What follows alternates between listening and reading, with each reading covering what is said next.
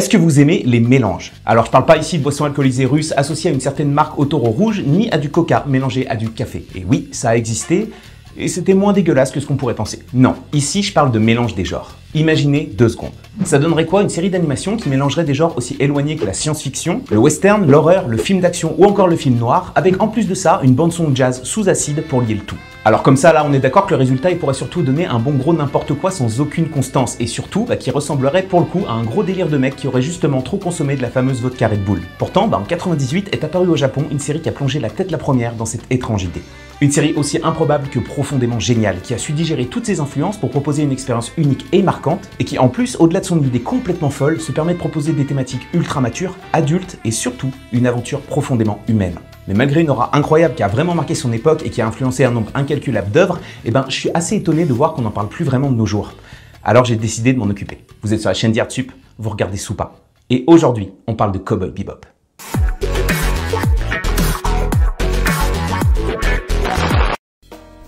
Alors avant de parler en détail de la série et de pourquoi elle est aussi incroyable, c'est important de reprendre la base et de présenter les acteurs et le contexte qui ont permis à cette anomalie de la Japanimation de voir le jour. Et vous vous en doutez un peu, mais à création atypique, créateur atypique. Laissez-moi vous présenter Shinichiro Watanabe.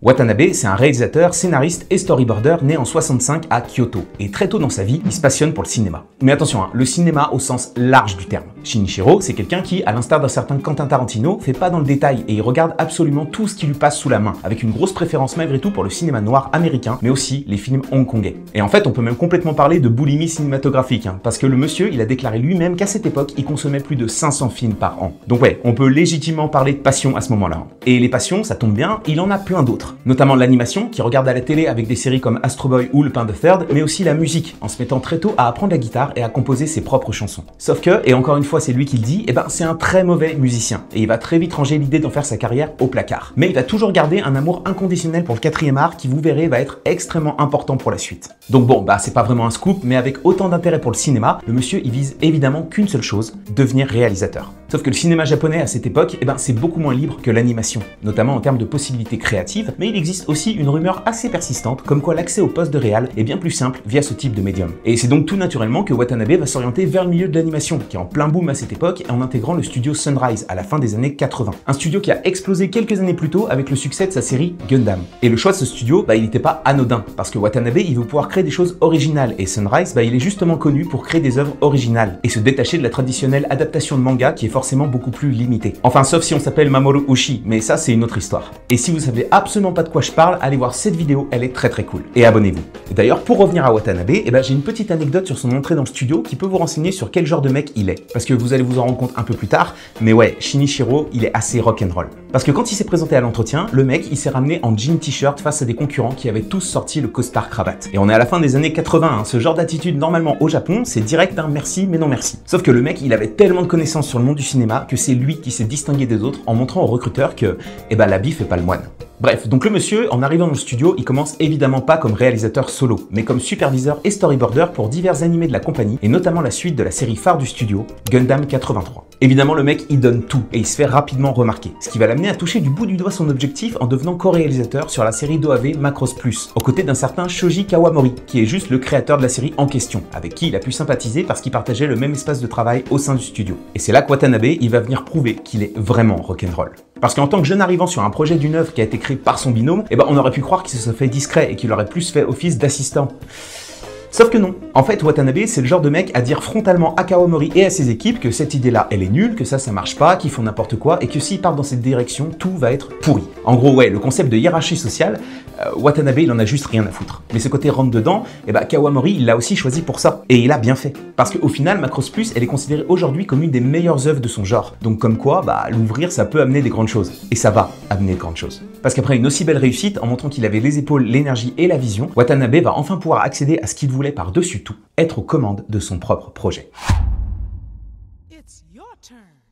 Maintenant qu'il est aux manettes, Watanabe va enfin pouvoir créer. créer quelque chose qui lui plaît et dans lequel il va pouvoir intégrer toutes ses idées et inspirations qui le font vibrer depuis toujours. Sauf que pour ça, il va devoir naviguer dans un contexte qui est assez particulier. En gros, depuis une décennie au Japon, c'est la science-fiction qui domine, avec entre autres les créations de Masamune Shirow pour le manga, mais surtout des œuvres majeures pour l'animation que sont Akira et surtout Evangelion, qui est sorti en 95 et qui a bouleversé le genre en apportant des personnages et des thématiques jamais vus dans ce type de production. Et évidemment, l'animation, c'est pas que de la création. Il y a aussi, vous vous en doutez, un gros aspect financier.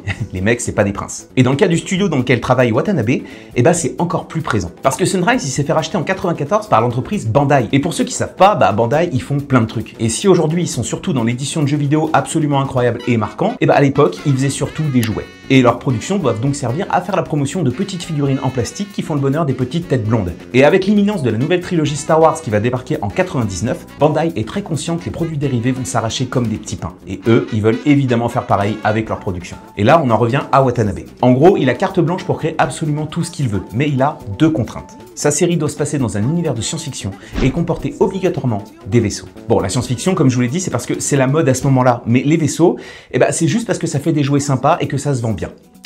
Voilà. Sauf que Watanabe, lui, il s'en fout complètement de tout ça. Hein. Lui, c'est un créatif, et encore plus que ça, un créatif à qui on donne pour la première fois de sa vie la possibilité de faire virtuellement tout ce qu'il veut. Et au milieu de tout ça, les histoires de gros sous et de marketing, autant dire qu'il s'en tartine. Et surtout parce que la science-fiction, il s'en fout un peu aussi, quoi. En fait, lui, il veut pas de contraintes, tout simplement. Lui, il veut pouvoir proposer une œuvre qui regroupe toutes ses influences, son amour du cinéma, et surtout faire quelque chose de véritablement marquant et original. Mais ok, si Bandai veut des vaisseaux, il aura des vaisseaux, mais c'est tout. Ce sera la seule concession que Watanabe acceptera de faire. Alors il se met au boulot avec son équipe, une équipe en partie reprise de son travail sur Macross Plus, avec qui il a lié une grande confiance et qui est prête à suivre le monsieur dans ses délires. Et délire, vous verrez que c'est un mot qui colle parfaitement à cette histoire de production. Parce que Watanabe, il briefe ses équipes en leur donnant des consignes qui sont pas forcément très claires. En gros, il veut une série qui soit un hommage permanent à tout ce qu'il aime. Les films de Bruce Lee, les fusillades des films de John Woo, les films policiers comme Dirty Harry, ou encore les vieux films noirs des années 50. Le tout dans un univers de science-fiction. Allez, bonne chance les gars. Alors évidemment, il a pas donné que ça comme consigne, mais c'était un peu le délire quand même. Et d'ailleurs, la production de la série en elle-même, elle était à l'image de son réalisateur, et ça ressemblait absolument pas à un cadre habituel. En gros, pour être tout à fait poétique, c'est le gros bordel. Les animateurs, ils comprennent pas forcément ni le pitch, ni l'histoire de la série, et au sein des studios, il y a très souvent des engueulades et des incompréhensions, et tout le monde est un peu paumé. Parce que Watanabe, il a plein d'influence et de talent, oui, mais c'est aussi malgré tout son premier projet solo, et vu par ses collaborateurs, le monsieur vise juste quelque chose de beaucoup trop ambitieux, et surtout qui est beaucoup plus drivé par ses influences que la volonté principale de raconter une histoire qui se tient. Alors ça, et vous le verrez, c'est évidemment pas le cas, mais c'est clairement compréhensible d'avoir un point de vue comme ça au vu de ce qu'il aurait demandé. Et si tout ça c'était pas assez, faut que je vous raconte comment est gérée la musique. La compositrice du projet, c'est Yoko Kanno, qui avait déjà travaillé sur Macross Plus et qui est, comme Watanabe, une femme absolument touche à tout, capable de sortir des morceaux classiques et orchestraux autant que de la J-pop. Et cette femme, elle a failli tout simplement lâcher le projet quand Watanabe lui a demandé, pour une série de science-fiction qui se passe dans le futur et dans l'espace, une bande-son majoritairement composée de jazz. Ouais, du jazz, le style qui est juste le plus éloigné possible de la science-fiction. Mais ça, c'est parce que Watanabe, il voulait ce décalage, parce qu'il avait une vision très claire de ce qu'il voulait. Et vous verrez que la musique, c'est devenu juste un des plus gros points forts de la série. Et d'ailleurs, la musique, il faut savoir qu'elle a souvent été créée avant la production des épisodes. Et Watanabe, il faisait en sorte que ses équipes articulent l'épisode autour, un peu encore une fois comme un Tarantino. Parce que comme je vous l'ai dit un peu avant, Watanabe, il aime profondément la musique et il va faire en sorte que ce soit un pilier de son œuvre. De cette organisation complètement chaotique va malgré tout sortir 4 épisodes, qui vont être tout simplement stoppés net par Bandai, qui voyait Watanabe faire absolument n'importe quoi selon eux et surtout pas quelque chose qui permettait de vendre des jouets. Seulement, ok, c'est le bordel total dans la production et rien de ce qui est fait est soit déjà vu, soit conventionnel. Mais on se rend quand même très vite compte que y a un potentiel de fou avec ce que produisent Watanabe et ses équipes. Alors au final, la production, elle va pouvoir reprendre, après être reprise par la filiale Bandai Visual, qui elle se consacre pas à la vente de jouets, mais de figurines, considérées comme plus luxueux et surtout adaptées à un public beaucoup plus mature. Parce que ouais, vous le verrez, mais Cowboy Bebop, c'est pas vraiment un animé pour enfants. Donc la production peut reprendre, toujours dans cette espèce de folie créative, pour atteindre au final 26 épisodes. 26 épisodes d'une série géniale et unique, et prête à être dévoilée au monde en 98. L'histoire de Cowboy Bebop se passe en 2071, dans un système solaire entièrement colonisé par les humains, dans lequel on se déplace grâce à des portails appelés les Gates. Au milieu de tout ça, on suit Spike Spiegel et Jet Black, deux chasseurs de primes aussi appelés Cowboys dans ce monde, constamment fauchés, qui traquent les criminels à bord de leur vaisseau, le Bebop. Au fil des épisodes, le casting va petit à petit s'élargir avec l'arrivée de Faye Valentine, une femme fatale amnésique, Edward Wong Aopepelu Tibrochki IV, ou plus communément appelé Ed, merci pour nous, une jeune hackeuse de génie, et surtout le meilleur personnage de la série et peut-être même de l'histoire de l'animation tout entière, Hein. un corgi génétiquement modifié beaucoup plus intelligent que la plupart d'entre nous. Et au fil des épisodes, on va suivre notre joyeux petit groupe dans leurs différentes tentatives pour décrocher des primes. Et déjà, vient là une particularité de la série. Chaque épisode est pensé pour être vu indépendamment. Alors, il y a bien certains fils rouges qui courent tout le long de l'œuvre, mais c'est bien le choix de l'épisodique qui a été retenu pour Cowboy Bebop. Et la principale raison, en plus d'être très pratique pour une diffusion à la télé, elle vient de Watanabe. Parce que Cowboy Bebop est pensé comme un album de musique, où chaque épisode, comme des pistes musicales, a sa propre ambiance, sa propre narration et ses propres enjeux, mais qui au final constitue un tout cohérent. La musique, comme je vous le disais, c'est omniprésent dans la série. Déjà par son parti pris ultra atypique d'utiliser le jazz, mais aussi parce que les références au 4e art, elles sont partout. Dans les titres des épisodes, qui font la plupart du temps référence à un nom de musique connu, jusqu'au nom du vaisseau de la team et de la série en elle-même, qui fait référence au mouvement du bebop. Un dérivé du jazz initié dans les années 40 qui se distinguait surtout par sa volonté de briser les codes stricts du genre pour permettre aux musiciens de jouer plus librement ensemble. Et qui du coup fait référence elle-même à Watanabe et ses équipes, qui ont mis sur pied quelque chose qui effectivement est né de leur souhait de briser les codes. Et ça passe par plusieurs choses. Déjà, on peut parler de l'univers de la série. Je pense que vous le voyez avec les images depuis le début, mais Cowboy Bebop, bien qu'étant une œuvre de science-fiction, n'en reprend quasiment aucun code. À part les voyages dans l'espace et les vaisseaux, il n'y a rien dans la série qui renvoie à du futurisme. Au contraire, les décors, les vêtements, les technologies même, tout renvoie à ce qu'on connaissait des années 90 et surtout, tout est rouillé et décrépit, à des années-lumière de la vision aseptisée de ce à quoi on pense quand on parle science-fiction. Parce qu'avec sa série, Watanabe, il a voulu mettre en place une autre vision de la science-fiction motivée par une seule chose. C'est pas parce que l'humanité a conquis l'espace qu'elle a forcément évolué. Les planètes, elles sont plus travaillées comme si elles étaient juste des pays différents, à l'image de l'épisode 1 qui nous envoie sur un astéroïde appelé Tijuana, et où absolument tout hurle Mexique en reprenant ses clichés les plus voyants. À aucun moment dans la série, on aura droit à des concepts futuristes ou à des concepts trop évolués. Parce que comme je vous le disais, Watanabe, la science-fiction, c'est pas un truc qui lui parle plus que ça. Et il a surtout créé un univers qui lui permet de mettre en place ce qui lui plaît réellement, à savoir les hommages au cinéma. Parce que autant que la musique, le 7e art est partout dans Cowboy Bebop. Certains titres, comme pour la musique, font référence à des films, à l'image de Pierrot le Fou de Jean-Luc Godard, mais c'est surtout dans sa mise en scène très élaborée et référencée que l'amour du cinéma déborde de la série. Et au-delà de ça, on pourrait presque dire qu'un épisode égale un hommage à un style de film. Comme l'épisode 11 qui fait référence au film Alien de Ridley Scott, ou l'épisode 17 qui lui est un véritable pastiche des films de Tarantino. Et ça c'est juste un tout petit échantillon. Les personnages en eux-mêmes, ils sont nés de l'amour de Watanabe pour le 7e art, et particulièrement Spike, qui est un mix entre le héros d'une série policière japonaise et de celui de l'animé Lupin the Third, et qui se bat dans le même style de combat que celui inventé par Bruce Lee pour ses films. En fait, je pourrais continuer comme ça pendant des heures, parce que la série, c'est une véritable orgie de pop culture, qui vous conduirait sûrement à un coma éthylique très vénère si vous commenciez à boire un shot à chaque référence ou inspiration que vous trouvez. Bruce Lee, John Woo, Blade Runner, Alien, Taxi Driver, Sergio Leone, on voit à chaque seconde de chaque épisode la culture démentielle de son auteur qui permet à Cowboy Bebop d'être une série complètement imprévisible, qui change de ton, de rythme et de référence entre les épisodes et parfois même pendant, le tout noyé dans de la fumée de clope, tenue par une musique la plupart du temps jazzy, mais qui se permet elle aussi de naviguer vers le country ou encore le blues, et assurée par une animation ultra fluide qui encore de nos jours est ultra quali. Alors ok, avec Cowboy Bebop, Watanabe, il a pu faire ce qu'il voulait, à savoir montrer son amour de la musique et du 7e art à tout le monde. Et ça va permettre à la série de devenir une véritable icône, non seulement au Japon, mais aussi dans le reste du monde dès sa sortie, et de porter son OST comme une des meilleures jamais créées pour une série d'animation. Mais du coup, comment une série qui a posé ses bases sur la référence constante et le changement régulier de ton et d'ambiance a réussi à se poser comme une œuvre culte et non pas seulement comme une curiosité bordélique qui multiplie les références pour en mettre plein la vue? Déjà parce que toutes ces références, elles sont complètement digérées et intégrées au sein de la série, ce qui en fait, au-delà d'un simple gimmick, de véritable qualité. Et surtout parce que même si la série, elle est épisodique, elle repose malgré tout sur pas mal d'éléments et de thèmes qui lui donnent sa légitimité en tant qu'œuvre majeure de l'animation japonaise.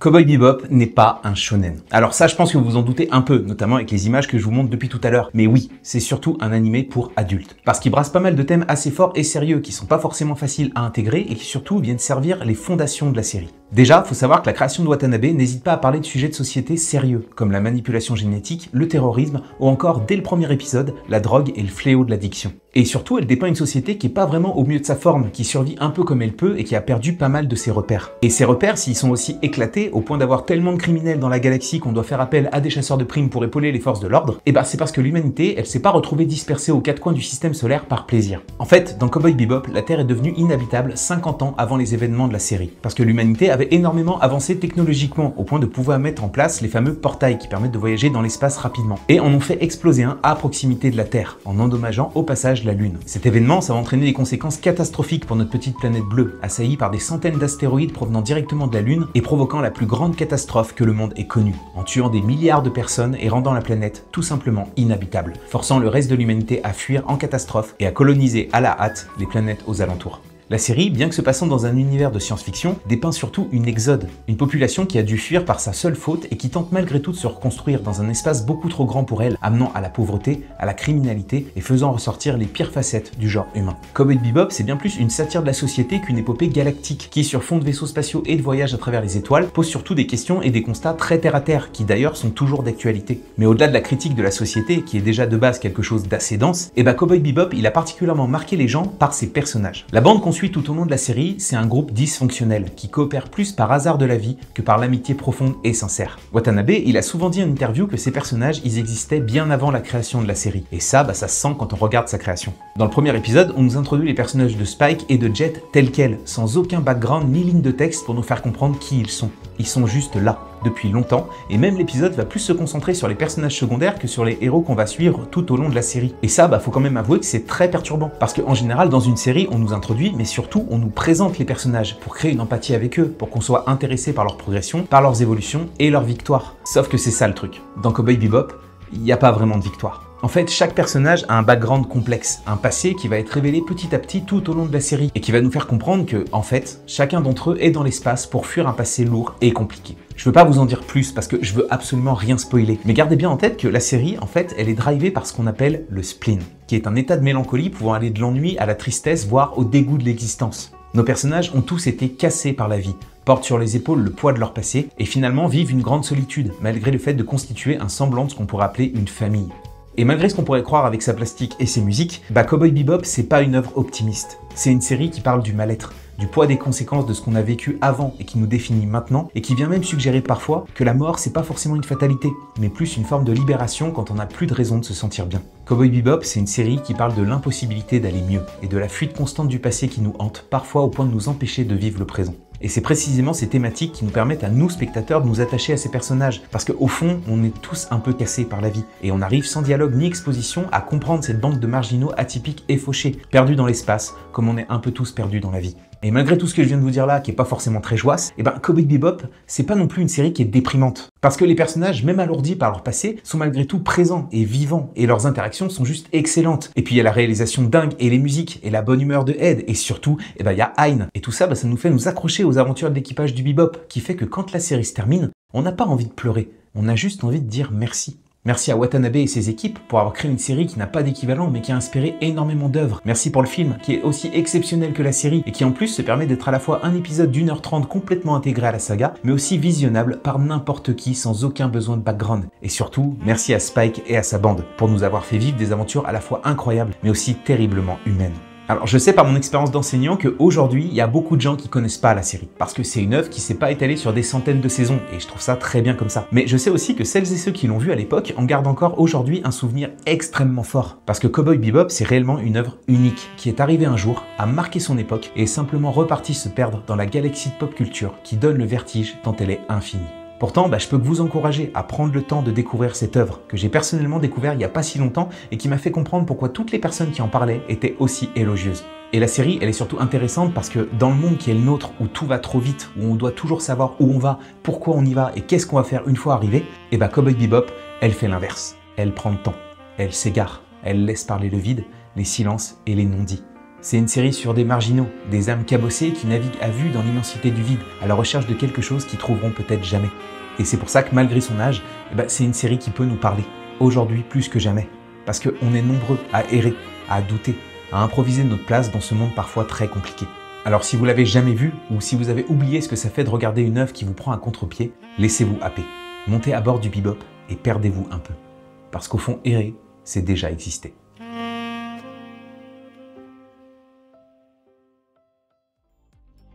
Merci beaucoup d'avoir regardé la vidéo jusqu'au bout et j'espère comme toujours qu'elle vous aura plu. Si c'est le cas, n'hésitez pas à vous abonner pour pas manquer les prochaines vidéos, à mettre un petit like pour me soutenir et surtout à me dire dans les commentaires ce que vous pensez de la série et surtout si vous la connaissiez. Parce que comme je l'ai dit dans la vidéo, c'est une série que j'ai découvert extrêmement tard et je me suis pris une si grosse claque que je me suis dit que c'était obligatoire que j'en parle. J'en profite pour vous dire que si comme Watanabe vous avez des influences que vous voulez mettre dans une série pour la rendre complètement unique, et vous trouverez dans la description un lien vers le cursus animation d'YartSup. Parce que ouais, YartSup c'est pas qu'une chaîne YouTube qui vous propose chaque mois des vidéos sur le jeu vidéo et l'animation. C'est aussi et avant tout une école spécialisée dans la création qui propose des cursus dans la direction artistique, le motion design, le jeu vidéo et évidemment l'animation. Le tout au sein de 11 campus répartis un peu partout en France et qui a été nommé en 2024 dans le top 3 des meilleures écoles de France. Les cursus ils sont ultra complets et les campus ils organisent régulièrement des journées portes ouvertes. Donc je peux que vous encourager à aller y jeter un coup d'œil. Sur ce, moi j'en ai terminé, alors je vous dis au mois prochain pour une nouvelle vidéo et d'ici là, prenez soin de vous, passez de bonnes vacances et surtout, soyez créatifs. Ciao!